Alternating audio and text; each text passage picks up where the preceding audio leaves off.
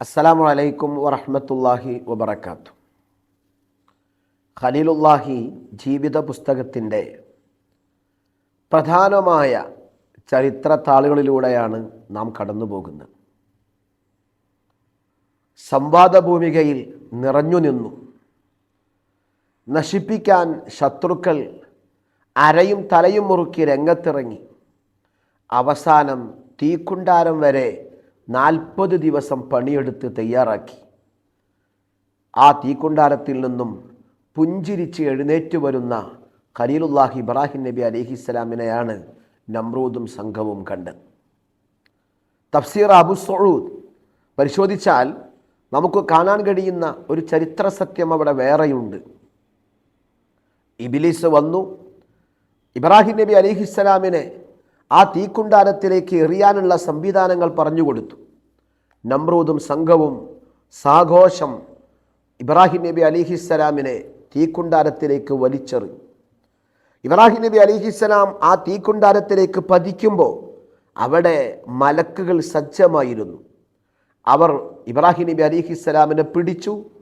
ഇബ്രാഹിം നബി അലിഹിസ്സലാമിനെ അവർ തീക്കുണ്ടാരത്തിൽ തന്നെ അവർ ഒരുക്കിയിരിക്കുന്ന മലക്കുകൾ ഒരുക്കിയിരിക്കുന്ന നല്ല സുന്ദരമായ അരുവിയും പൂന്തോട്ടങ്ങളും നിറഞ്ഞു നിൽക്കുന്ന ഒരു തോട്ടത്തിൽ കൊണ്ടുപോയി ഇബ്രാഹിം നബി അലിഹിസ്സലാമിനെ ഇരുത്തി. ഹദീസുകൾ വെച്ചുകൊണ്ട് ഖുർആൻ വ്യാഖ്യാതാക്കൾ പഠിപ്പിക്കുന്നത് കാണാം. 40 ദിവസം അല്ല 50 ദിവസം വ്യത്യസ്ത റിപ്പോർട്ടുകൾ കാണാം. ആ തീക്കുണ്ടാരത്തിൽ ഇബ്രാഹിം നബി അലിഹിസ്സലാം താമസിച്ചു. ഇബ്രാഹിം നബി അലിഹിസ്സലാം പറയുകയാണ്, മാ കുന്തു അത്യബ ഐശം മിന്നി ഇത് കുന്തു ഫിഹാ. എൻ്റെ ജീവിതത്തിൽ ഏറ്റവും സുവർണകരമായ ഏറ്റവും ആസ്വാദ്യകരമായ ദിനങ്ങൾ ഞാൻ അനുഭവിച്ചത് ആ തീക്കുണ്ടാരത്തിൽ ജീവിച്ച സമയത്താണ്. അങ്ങനെയാണ് മഹത്തുക്കളുടെ ജീവിതം. അവരുടെ ജീവിതത്തിൽ പ്രതിസന്ധികൾ നിറഞ്ഞ ഏറ്റവും വലിയ പരീക്ഷണ ഘട്ടമായിരിക്കും അവർ ഏറ്റവും ആസ്വാദ്യകരമായി കാണുന്നത്. ചില ആളുകളെ കാരാഗ്രഹത്തിൽ കൊണ്ടുപോയിടും, ജയിലിൽ കൊണ്ടുപോയി അടക്കും.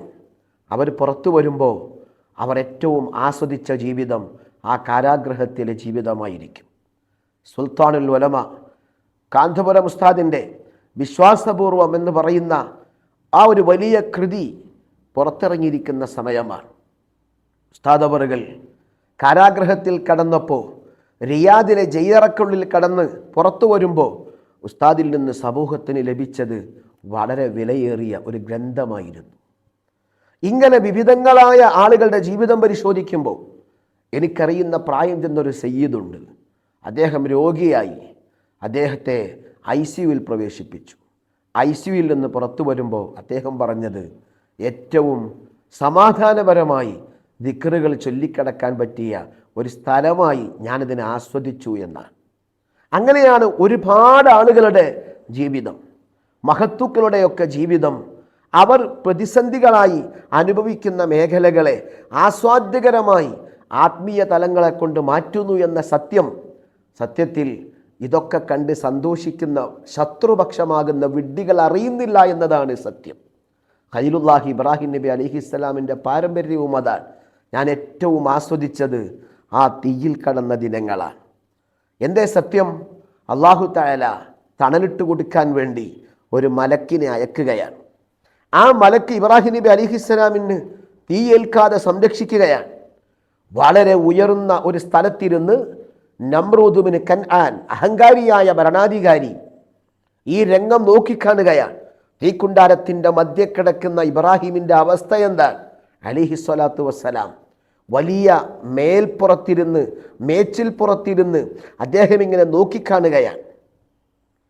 ആ സമയം അദ്ദേഹം കാണുന്ന വസ്തുത എന്താണ്? ഫറആഹു ജാലിസൻ ഫി റൗളത്തിൻ മുവറഖ.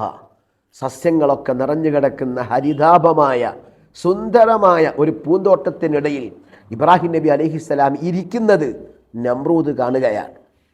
വമഅഹു ജലീസുൻ അലാ അഹ്സനി മാ യകൂനു മിനൽ ഹൈഅ. നല്ല മനോഹരമായ രൂപമുള്ള ഒരു കൂട്ടുകാരനും തന്നോടൊപ്പമുണ്ട്.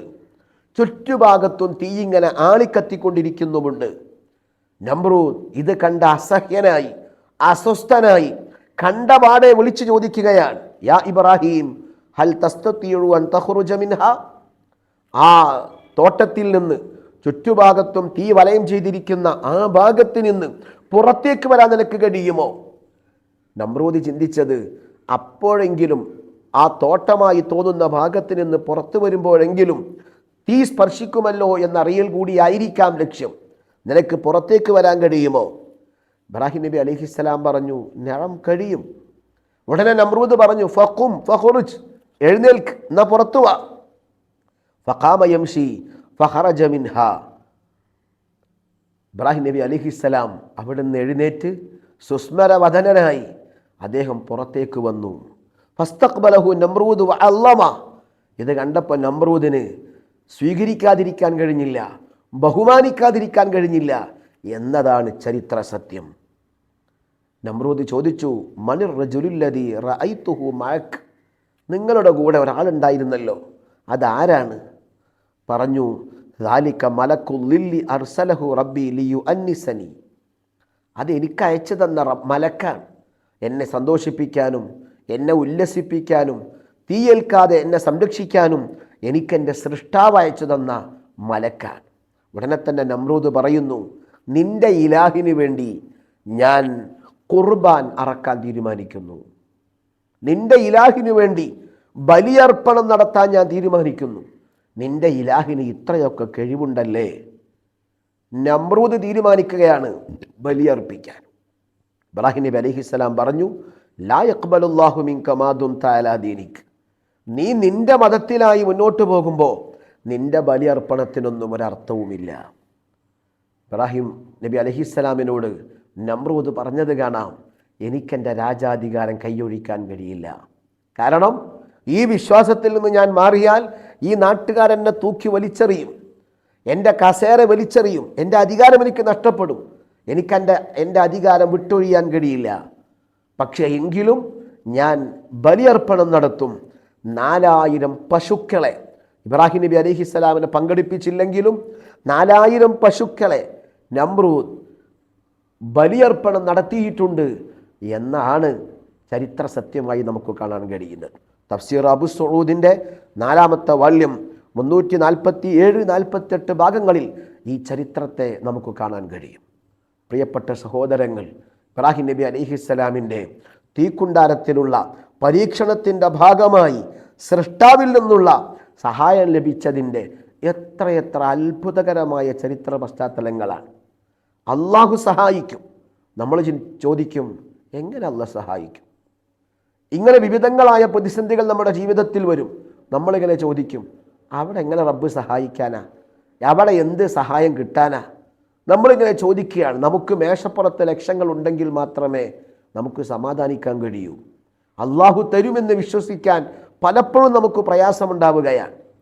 നമ്മുടെ ഈമാനിനെ പൂർവികരുടെ ഈമാനുമായി മാറ്റുരച്ച് ബലിപെരുന്നാളിൻ്റെ ദിനങ്ങളിൽ ഖലീലുല്ലാഹി ഇബ്രാഹിം നബി അലൈഹിസ്സലാമിനെയും കുടുംബത്തെയും അനുസ്മരിക്കുകയും ഓർക്കുകയും ചെയ്യുമ്പോൾ എൻ്റെ പ്രിയപ്പെട്ട സഹോദരങ്ങൾ, നമ്മുടെ ഈമാനിനെയും ആ മഹത്തുക്കളുടെ ഈമാനിനെയും ഒന്ന് മാറ്റുരച്ച് നമ്മുടെ ഈമാനിനെ മാറ്റുകൂട്ടാൻ ശ്രമിക്കേണ്ട ദിനങ്ങളാണ്. നാഥൻ തുണക്കട്ടെ. അസ്സലാമു അലൈക്കും വറഹ്മത്തുള്ളാഹി വബറകാതുഹു.